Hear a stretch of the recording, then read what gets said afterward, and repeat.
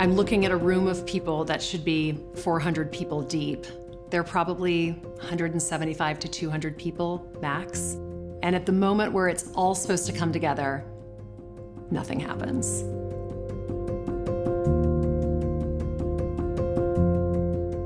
I ignored everything I knew after a decade as an auctioneer, and that was the moment that changed everything.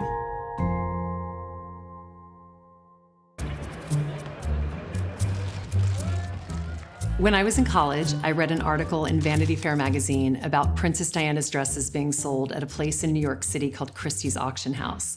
And the article really captured my imagination in a way that I can't explain. I just knew that I had to work there. I was 24 years old, and I was one of the only women who was taking charity auctions when I first started. Anywhere in the room, raise your hand and start my bidding. Where are we starting? $3,000, $4,000, $5,000 on my right. Once, twice, sold to all four of you. After 10 years of taking 70 to 80 auctions a year, I really knew what I was doing on stage. The difference between a successful auction and an unsuccessful auction is ultimately how much money you raise for the nonprofit. These galas are ultimately their operating budget for the year. We sell everything from pieces of art to jewelry, from people's vacation homes to puppies to I've sold a pony before. About a decade into my career, it was Christmas in New York at the Plaza, which is the most beautiful time of the year. I walked into the big ballroom that is absolutely resplendent, every color of gold you can imagine. But the problem was people were trickling in because it was pouring with rain outside. Everyone was late, but I thought it was gonna be fine. The only problem was, as most auctions were at that point, we were taking the auction after dessert, which meant that I wasn't going on until very late.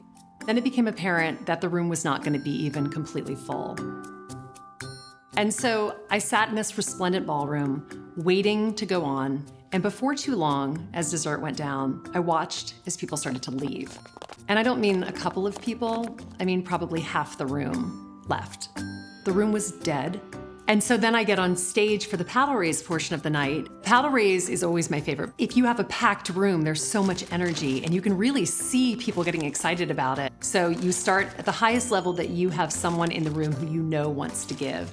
And then you just keep going down with numbers until you get to the lowest number. And then hopefully everyone in the room has given something. And so I said to the crowd, we'll start the paddle raise at $25,000 to start. There was one person who was supposed to be in the room giving at $25,000. And as I held and looked around the half-empty room, crickets.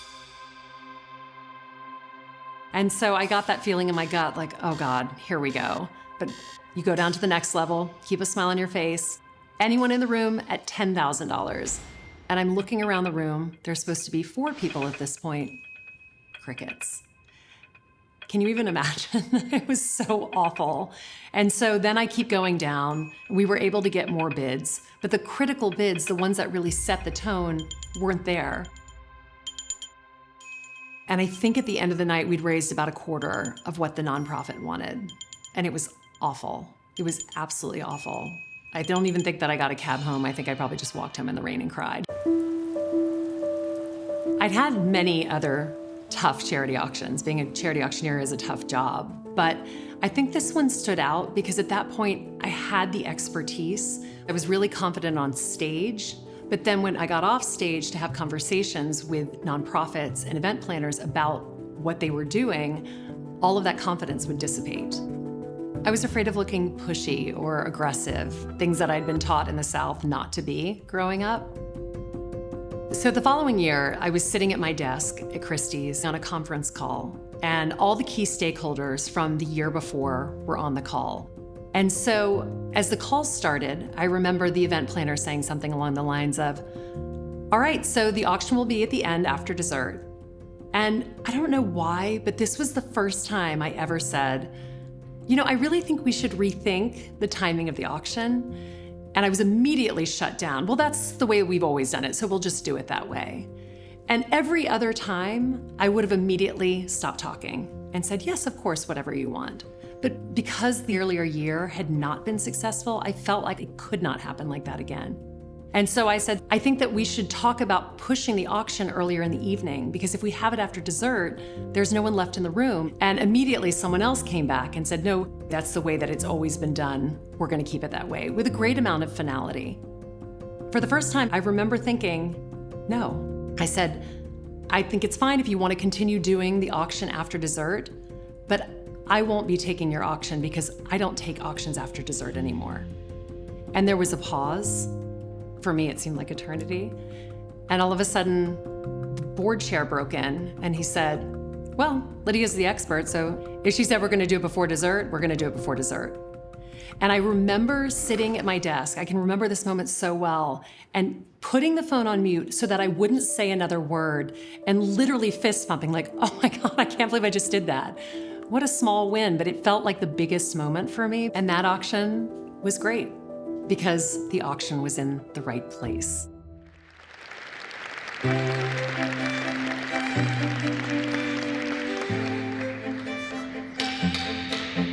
Nothing would have changed if I hadn't had the confidence to assert my experience and expertise.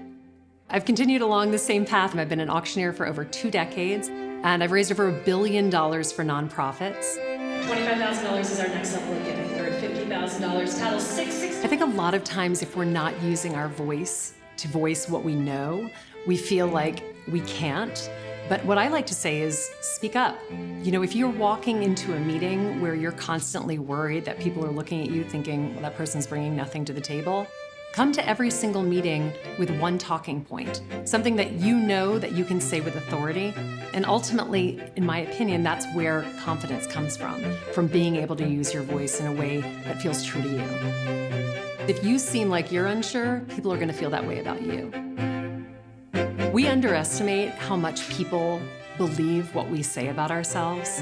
If you are good at something, or you are able to articulate something about what you do it. Because at the end of the day, people believe what you say.